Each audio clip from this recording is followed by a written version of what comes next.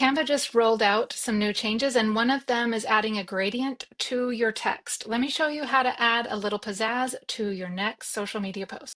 From your home screen, we're just going to go find an Instagram post size.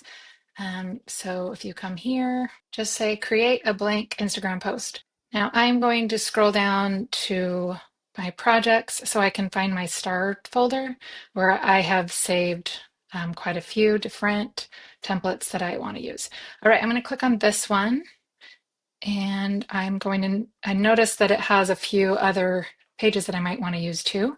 And just hover over this. You're going to change it to your brand colors. And then if you click on the add a new color here, and you'll see gradient shows up there. You can make changes to the color here. I'm going to click on the color that I want to change, and then I can really choose from anything here. You can also change like how strong of a color it's adding there. And now I'm going to add a new page. So I have this one here, and I notice that this gradient is actually one of the document colors. So I can change the background to the same color that I changed that text to. So that'll just keep some consistency going through. All right, that's how you can add a little gradient to your text.